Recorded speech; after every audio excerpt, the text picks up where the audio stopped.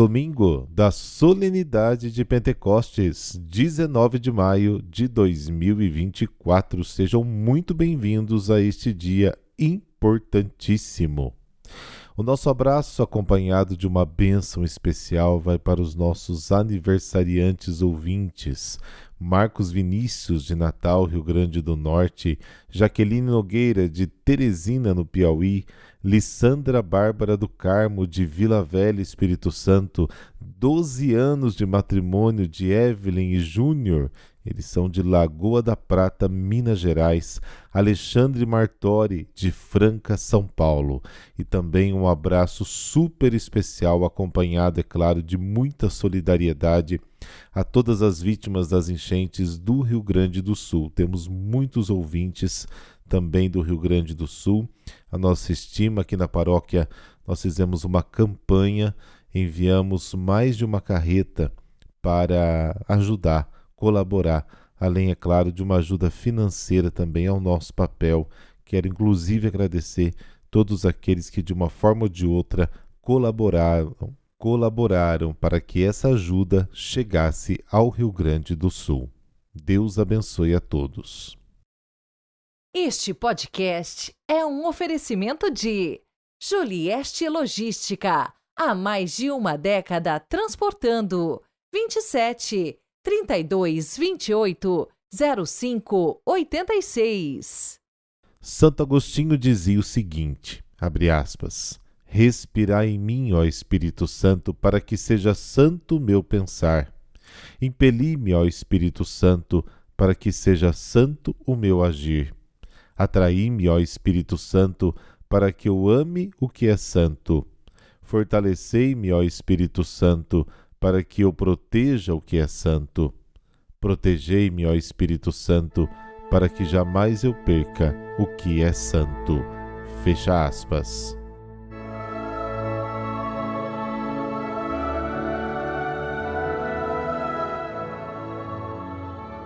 Pelo sinal da Santa Cruz, livrai-nos Deus, nosso Senhor, dos nossos inimigos.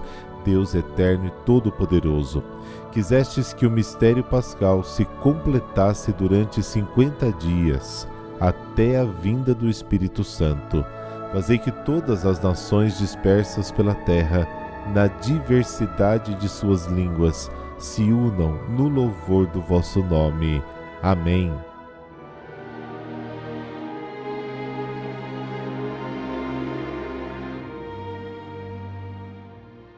João, capítulo 20, versículos de 19 a 23. O Senhor esteja convosco, Ele está no meio de nós. Proclamação do Evangelho de Jesus Cristo segundo João.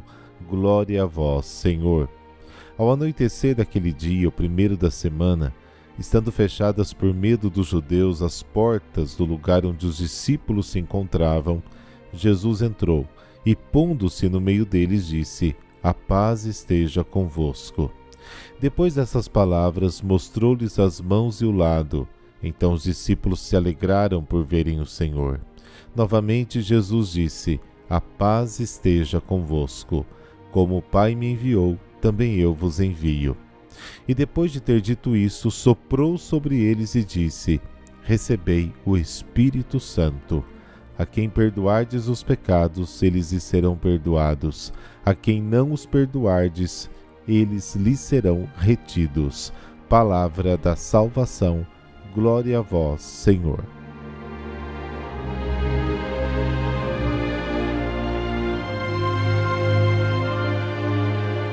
A festa que celebramos hoje é complexa por dois motivos.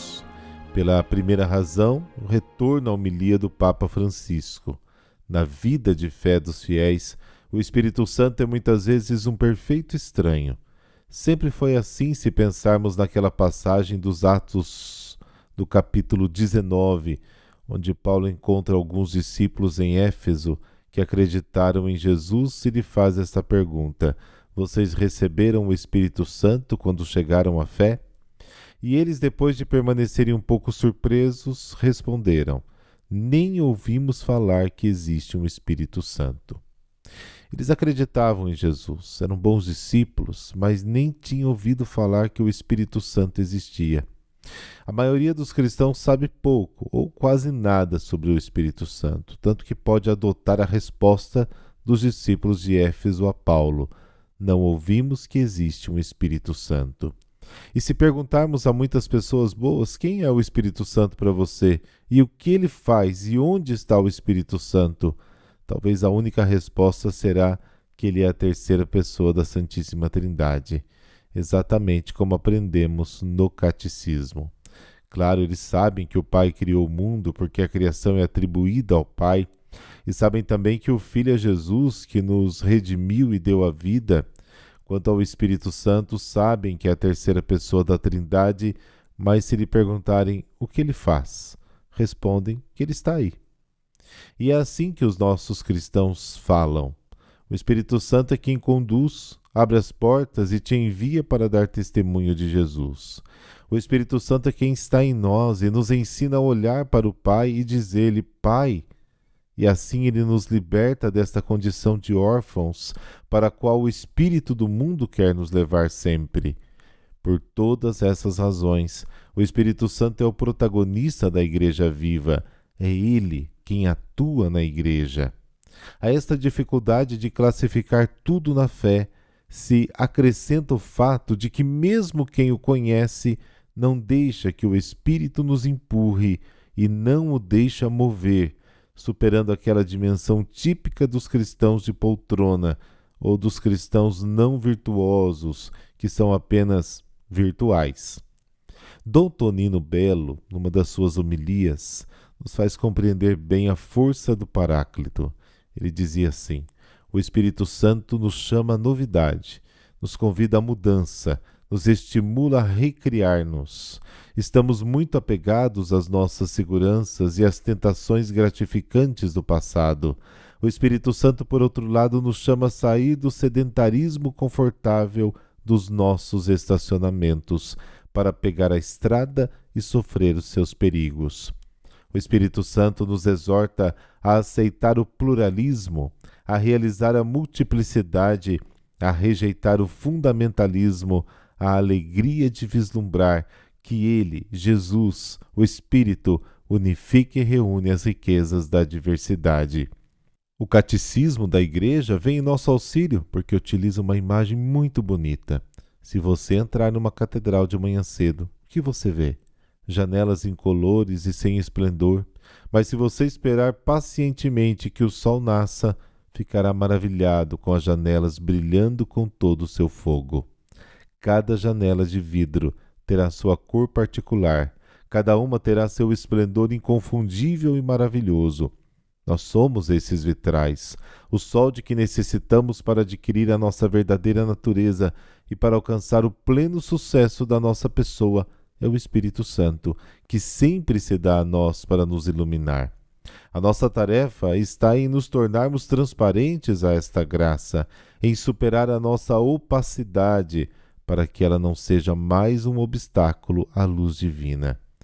Quando temos que falar do Espírito Santo, muitas vezes ficamos pobres em conceitos e palavras, e é difícil contá-lo e explicá-lo. Talvez essa seja uma das razões pelas quais o Espírito Santo é muitas vezes um estranho ilustre. Até as imagens que costumamos usar para o indicar, sopro, vento, fogo, pomba, correm o risco de nos fazer imaginar o Espírito Santo como uma coisa. Pelo contrário, essas mesmas imagens servem para dizer que o Espírito Santo é vida, é dinamismo. O Pentecostes não é um acontecimento como um fim em si mesmo, começa com os apóstolos, mas não termina com eles. Cada um dos seus medos, cada um dos nossos desengajamentos, cada um dos nossos abrandamentos interrompe esta corrente de fé que se torna uma história e impede que o Espírito continue a soprar nos outros através das nossas vidas. Perguntemo-nos: somos uma comunidade missionária? Somos apenas usuários da Igreja sem pertencimento e sem paixão? Encorajamos aqueles que se aproximam de nós a encontrarem Cristo ressuscitado através das nossas vidas? Uma coisa é certa: Precisamos muito que o Espírito Santo fale através de nós e fale com o nosso estilo de vida, mesmo diante dos nossos lábios. O Espírito é o perfume de Deus. Você o sente. Certamente não há necessidade de que alguém o indique.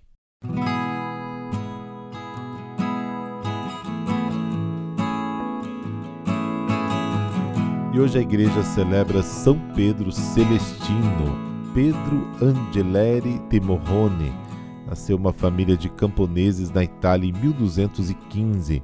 Aos 6 anos de idade, quando já era órfão de pai, revelou a sua mãe seu desejo de ser religioso. Foi encaminhado por ela aos estudos eclesiásticos. Cresceu estudando com os beneditinos, porque admirava a vida dos monges. Terminou os estudos e foi para um local isolado, onde viveu alguns anos em orações, jejuns e penitências. Em 1239, aos 24 anos, recebeu a ordem sacerdotal, mas resolveu voltar ao isolamento no Monte Morrone, na região dos Abruzos, onde construiu uma cela vivendo novamente como eremita. Vencia assim as tentações com a sua cruz em punho. Muitos o seguiam atraídos pelo seu exemplo, e assim nasceu a Ordem dos Celestinos, que cresceu rapidamente, fundando mosteiros e restaurando abadias, graças à magnitude do cardeal Latina Malabranca e do rei Carlos II de Anjou. Pedro ficou conhecido na Europa como homem de Deus. Ele atraía pessoas de todos os lugares para receber conselhos e curas, e a todos ele propunha a conversão do coração como meio para obter a paz, para aliviar as tensões, os conflitos e doenças que todos viviam naquele momento. Em 1292, com a morte do Papa Nicolau IV, 11 cardeais eleitores não conseguiam entrar em consenso. Estavam sendo pressionados pelo rei Carlos II para encontrar um candidato a seu gosto e pelo conflito entre as famílias Orsini e Colonna. Isso já durava 27 meses. Pedro, em seu isolamento, previu uma iminente punição divina, que poderia ser evitada com a eleição em poucos meses do sumo pontífice, e advertiu os cardeais. Os cardeais eleitores perceberam que Pedro seria o candidato ideal para acabar com o impasse. Foram até sua caverna de Maiella para convidá-lo a assumir o cargo. Ele recusou o convite, mas depois entendeu que era Deus que o chamava para essa nobre responsabilidade. Porém, rejeitou o convite dos cardeais de ir para Perúdia. Em 29 de agosto de 1294, na memória litúrgica de São João Batista, foi para Áquila, montado em seu jumento e escoltado pelo rei Carlos II, e recebeu a tiara na Basílica de Santa Maria de Colemádio. Mais de 200.000 fiéis participaram da cerimônia solene. Pedro escolheu o nome de Papa Celestino V e logo convocou o primeiro jubileu da história, conhecido como Jubileu do Perdão. O perdão celestino é a indulgência plenária concedida pelo Papa Celestino V com a bula Inter Sanctorum Solemnia, de 29 de setembro de 1294. Desde então, todos os anos se celebra o perdão celestino. Entretanto, percebeu logo que não era livre no exercício do seu ministério por causa daqueles que, na cúria, esperavam se beneficiar pela sua pouca experiência de governo. Ele percebeu que a sua escolha foi política, por pressão de Carlos II. Com temperamento para a vida contemplativa e não para a de governança, os cardeais logo perceberam que a sua eleição teria sido um, entre aspas, erro. Papa Celestino V exerceu o papado durante um período cheio de intrigas, crises e momentos difíceis. Reconhecendo-se deslocado, renunciou em favor do Papa Bonifácio VIII, seu sucessor. Para não gerar um cisma na igreja, Pedro Celestino aceitou humildemente ficar prisioneiro no Castelo Fumone. Ali permaneceu até sua morte no dia 19 de maio de 1296. São Pedro Celestino V foi canonizado pelo Papa Clemente V em 1313.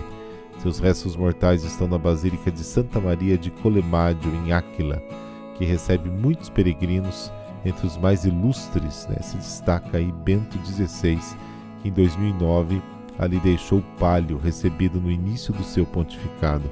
E o Papa Francisco, que em 28 de agosto de 2022 visitou a Basílica e foi o primeiro Papa a abrir a Porta Santa para receber a indulgência plenária do perdão celestino.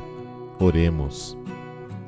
Deus eterno e todo-poderoso, quiseste que São Celestino V governasse todo o vosso povo, servindo pela palavra e pelo exemplo.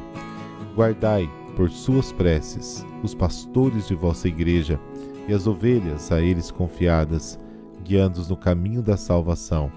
Amém. E antes da bênção final, gostaria de comunicar a todos, que a arrecadação que fizemos na coleta das missas da Paróquia Auxiliadora, que foram depositadas na conta da Arquidiocese de Porto Alegre, foi de R$66 mil. Além da carreta de produtos dos mais variados tipos, como eu disse no início deste podcast, para a Paróquia Nossa Senhora dos Anjos, de Gravataí, Rio Grande do Sul. Então, muito obrigado mesmo, de coração, a todas as pessoas que gentilmente fizeram a sua doação. Dito isso, nos preparemos para a bênção. Abençoe-vos o Deus Todo-Poderoso, Pai, Filho e Espírito Santo. Amém. Bom domingo, feliz Pentecostes para você.